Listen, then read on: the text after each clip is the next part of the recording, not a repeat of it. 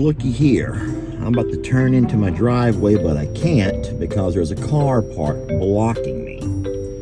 So I'm sitting here in a very dangerous position on the side of the road. I believe they're telling her to move her vehicle. Lady, you gotta move your car. So I don't know who this lady or this guy are. And the guys working on the fence don't know who they are. She asked them a question and they pointed at me. So they see that I'm here. I don't know what she's up to, but she seems lost. She looks scattered and lost to me. What is she doing? That's very dangerous. She's over here. She's on the side of the freeway. I don't know what she's up to. Lady, just pull over right there and stop her vehicle. Get out.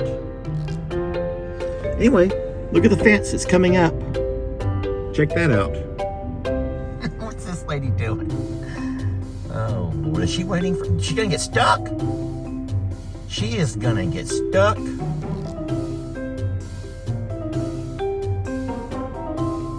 My God. What in the world? All right, who wants to have the scoop? Who wants to scoop on what's going on with this lady over here? First of all, I'm going to see if she's stuck. I bet she has gotten stuck. So she waved me down. She's going to be so stuck right there. I'm going to drive on up because if I don't, she's going to try to wave me down again to All right, well, everything's looking real good here. These guys come out and they've rerun the string to make it nice and tight, and then well, you already know what they're doing. You can see here yourselves. They come by and they mark the ground every 7.5 foot. They laid out all of their 4x4 posts, the bags of concrete, and now they're going by digging their holes and putting posts in the ground. So what they hope to do today, by the end of the day, Randall would like to have the entire front fenced in as far as posting the ground with cement. And then we're going to talk a little bit about where we go from there. But he kind of has some goals as a day by day. And I says, buddy, I says, just don't rush it. I says, we look for quality. And I understand as the business owner, you want to, the faster you get through with this job and get paid, you go to the next job. But I'm like, hold on, let's just make sure. Let's just make sure that we do it right. It's just step by step by step. And he agrees. So we're good on that. All right, who wants to find out what the lady at the road wanted? You ready for this one? Okay, it kind of goes back into this property right here. Guys, we talked about this a little bit in my video yesterday. But right behind that gate is 25 acres, pretty much a very large rectangular shaped pasture. The fellow who owns it has a little bit of a dilemma. It's landlocked. There's no access to the property, and he's unable to do a lot with it because you can't get to it. So he's looking to possibly lease it to me if I need additional pasture for field, or animals or whatever. And so we are thinking and talking about that. He and I are talking about that. We're trying to find we're talking our way through it, okay? Now, that brings us up to another 5 acres. So this property, the next property over, the property where the little RV is setting. Now, not those, that's my RV right there. Jamie's RV's in the front, and that other RV belongs to the fence builder. But that old RV, the one that has the floor rotten out, there's 5 acres right there, and that lady owns that 5 acres. She has the exact same problem as the other guy in the fact that she can't access it. I don't know how they had it, but she said at one point they all accessed their property from this exact same drive. And so she wanted to know if she could have permission to use my drive to access her 5 acres. And I says, ma'am, okay, this is where y'all are gonna be mad at me. This is where you're all gonna be mad. I feel like y'all are gonna be mad at me. Let me get out and talk about this. I says, ma'am, I says, ma'am, listen. I says, I'm not trying to be a jerk. I says, but we're gonna have longhorns, cows, running these pastures. And I says, I'm sorry. I says, I just do not trust that anyone can come in and out of my gates. I don't trust anyone to come in and out of my gates with all of my cows. I said, I'm afraid my cows might get out on me. And I said, I told the other fellow the exact same thing. I says, I'm not trying to be, you know, insensitive to the fact that you own property and you can't access it. I says that you would have thought that whenever you guys begin to chop up your property, so y'all would have found a way to have some easement, I think they call it easement, worked into the deal. And she said, well, we never did that because we were all friends at first. And I was like, oh, that right there is where it all happened. You were all friends at first. So while they were all friends, they shared the property. They shared the access to all their properties. But now that they're no longer friends, she said they don't have access. So what they have is 5 acres here, and there's 25 acres next to that. So that makes about 30 acres.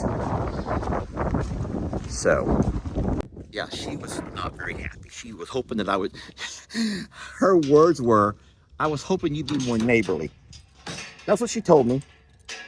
She was hoping that I would be more neighborly. Come on, girls. I says, ma'am, it's not that I'm trying to be a bad neighbor, but I said, I don't live here. And I said, I would worry that one of my gates would get left open with people accessing the property. Guys, am I wrong for that? I'm not trying to be a jerk. I don't want to be considered a jerk. But I just would not, I would never feel comfortable, no matter where I was at, if I knew that there were people who were driving through the property with all these animals, eventually the bulls, and you know, there's no guarantee they're all going to be as responsible to close gates behind them. And I just told her, I'm so sorry. And I am. I'm so very sorry. But I'm not going to do that. I'm not going to do it. So this is her 5 acres over here. So Jamie said, this is what Jamie told me. And I think she's right. Jamie said, I know you can't see because of the fencing here. Let me walk down a little bit further. Jamie said that she imagines that all of these people go to church together. Because that's the reverend right over there. That's the reverend for the local church. And Jamie thinks that probably all of these people here who've contacted us all go to his church. And then that lady said, I forgot her name, she said that at one point they all shared the driveway. And then there was some kind of a falling out or something, and now they no longer have access to their property. So, yeah, I tell you what, I don't mean this in a mean way, but guys, I don't want anyone to own this property right here. I do not want anybody else to own this property. I don't want anyone over here hunting the property or anyone camping over here on this property. I know, y'all, it sounds mean. It sounds so mean. But there's 5 acres here. And then this is the spot over here that has 25 acres. But I don't know. I just do not want to open up access to anybody. This is the 25 acres over here.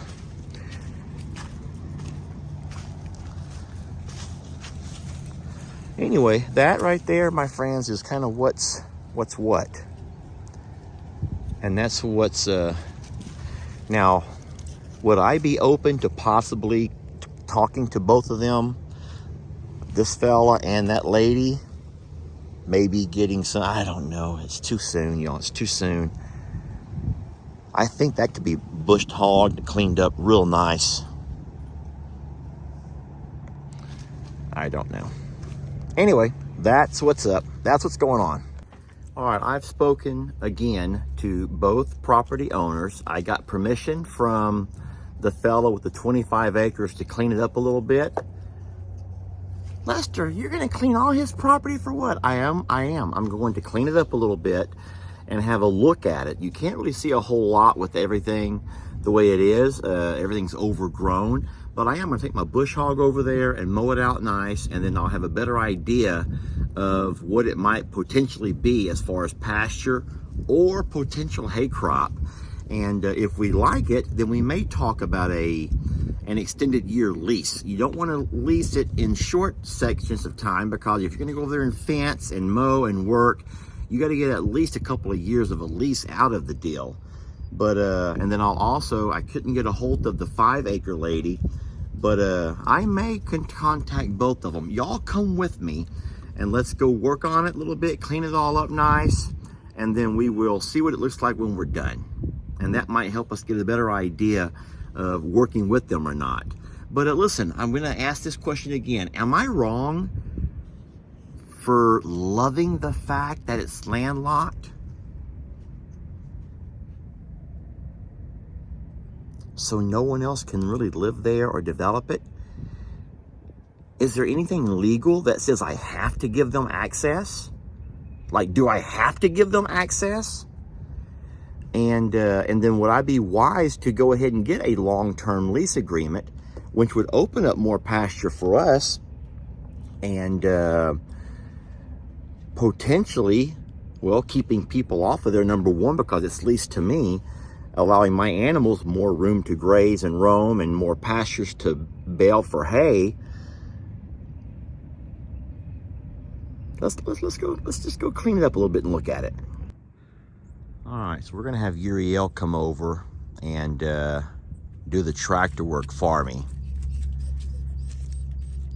He is not working today because of the rain, and he is always looking for an extra job here or there, and his specialty is absolutely tractor work. Oh, you guys thought he was good with horses?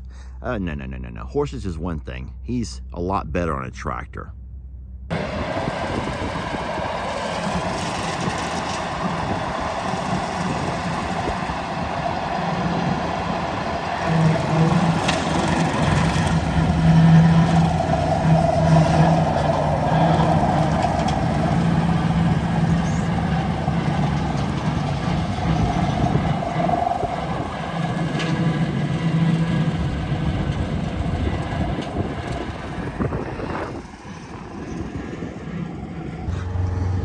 All right, let's have a peek at what Uriel's done for us. So he came out here with the bush hog and got everything cleaned up. The pasture does have a few ruts here and there, little mounds of dirt that you had to kind of work around. But it's been wet, friends. Don't forget, we had 13 inches of rain. But this here is the pasture. Now I want to show you, this is the pastor's house here. That's the pastor's home right there. And then this is the 25 acres. And it extends all the way down to the tree line. You see the far tree line. It's a rectangular pasture. Here's a tree line, that's one outline. This is one side. The far tree line is the back side. And this tree line here is the other side. And this over here is 25 acres. There is a pond. It's nothing to brag about, but let me show you. So all of this behind me has been the high ground. That's the high ground over there. Now let me kind of give you an idea where we're at. All right, so there's the front of the road, the highway. You see the smoke of the fires that we're building to get all the pasture cleaned off. This over here is the RV. That's our RV. Now, of course, that's not where we're going to leave it parked. It should be parked back a bit further, but for now we have it pulled out of the way. But all of this is pretty nice and high and dry, and you're able to mow this with no problems whatsoever. A couple of little spots were iffy, but that's very, very minor. Now, at this point, you begin to drop downhill. They do have a pond that they had dug here. You see how they bermed the water up around it. So there's a nice little pond there. Trixie's exploring the pond, checking that out. And then Uriel is still making circles over here on the little bit lower lying ground. Uriel did say that it's kind of wet over there, so we're going to be very careful. And before you can really have your pasture dry out, you need to you got to get some of this high grass and weeds out of here, and then the sun can kind of help dry your pasture out. I'll tell you, y'all, I'm gonna be honest. I haven't had a chance to look at the 6 or the 5 acre pasture yet, but this 25 acre pasture, especially because there's a pond and the fact that we have, now they don't have running water here. There's no running water, there's no power, but we have running water right at the fence, right there at the fence. So there's potential to have a water trough over here and a fresh supply of water. There's shade trees, not as many shade trees, but there are shade trees. And even if we just make this into sort of a pasture for baling, you know what I mean by baling, that's a possibility. Uriel's going at it, y'all. He's pretty good.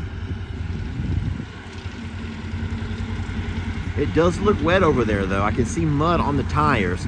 But then again, you have to remember, it rained 13 inches last week. We got an additional bit of rain a couple of days ago, another 2 inches. So to have 15 inches of rain in less than 2 weeks, and when he's over there mowing, actually it's not too shabby. Trixie, what are you doing? That water's pretty dark. Another question, what would make that water be so dark compared to our ponds or a whole lot lighter? I don't know much about pond maintenance to know why this water would be so dark, but Trixie seems to be okay with it. Let's go down and follow Uriel a little bit and see what it looks like over there. Baby, look out.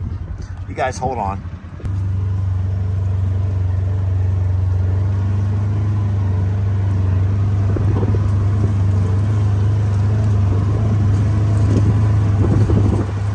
So there's no fencing here.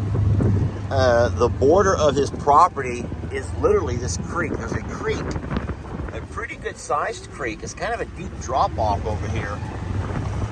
And this borders the one side, well, the tree line and the creek, obviously. And then that same creek wraps around the back side over here. There is a small additional piece of property right on the back side of that creek, friends, that we're not able to get to.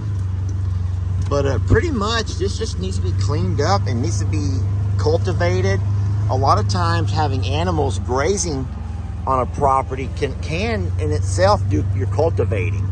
So an idea would be the animals could graze this during the fall and the winter, and then during the summer, here's a deer stand they have set up. There's their game camera on that pine tree, and it watches their deer feeder. This over here slings out corn. It has a timer, a solar powered timer that slings out corn throughout the day, and then deer will come over here to eat. Now somewhere around here on one of these trees, more than likely, he will have a tree deer stand. I see it, I found it. There'll be a deer stand, a place he can climb up and get him maybe take a shot at a deer or so when they come out of these woods. Now, we don't hunt. You all know that. We're not hunters. Right over here. I see it. Y'all see that there in the tree? It's hard to see. There's a ladder that goes right up, about 15, 20 foot up. There's a seat sitting right up there. And that hunter can get right up there on that tree and sit there and watch across the entirety of the pasture for any deer to walk up. All right, so anyway, we're not interested in the hunting aspect. We would only be interested in the possibility of making this into an additional acreage to have our cows graze on during a couple of months of the year, and then we would absolutely attempt to fertilize it and harvest our hay off of this. Now, I'm going to address one last topic and I'll let you go. You might say, Lester, y'all already get your hay from I'm a Survivor. Guys, we have already talked about that so many times that there's no guarantees of how long we're going to be able to continue to bale the fields at the sanctuary. Those fields belong to my Aunt Joanne and my late Uncle Raleigh. And we already know that Joanne has had that land deeded off, or she has it surveyed to be deeded off to her grandkids and her kids. So once all that happens, and that is going to pretty much put an end to all of that. This is nice land. It's all right. So I'm going to kind of stand here on the 25 acres and just kind of pan around, once you have an idea. I would say most of the 25 acres looks to be nice and high and dry. Despite the amount of rain we've gotten recently, it's still nice and solid. With the right fertilizers and maybe bringing you a disc along here, kind of chopping it up a little bit, loosening up the soil. After your fertilizer gets set, then you'll have a chance to get some really nice grass here. Well, of course, it's always dependent on if we get enough rain to have good grass. And you might be able to get you a nice chunk of hay out of here. You get it baled twice, you might have enough hay to feed your entire winter, which would be great. And then there's always the possibility of an additional 5 acres right next door here. But obviously we will have to communicate with both of these landowners and see what kind of leasing agreements they would work with us on. And I'll say one last thing. Guys, we don't need this. Do not sit there and say, well, y'all need it. We don't need it. It was just one of those kind of things that popped up. One of those things that popped up out of nowhere. And once again, they contacted us. We didn't go seeking them out. They found us. So anyway, all right. Well, now you know what's going on over here at the J&L Ranch property. We bought the 50 acres, and now there might be an additional 30 that we can work into sort of a lease agreement. Because like I said, their dilemma is their land has now become landlocked, and they have no way to access it. All right, so now it's your turn. What are your thoughts, my friends? What are your thoughts? What are your concerns? What are your worries? And looking forward to reading some comments. Thank y'all for watching, and we'll catch you guys on the next video.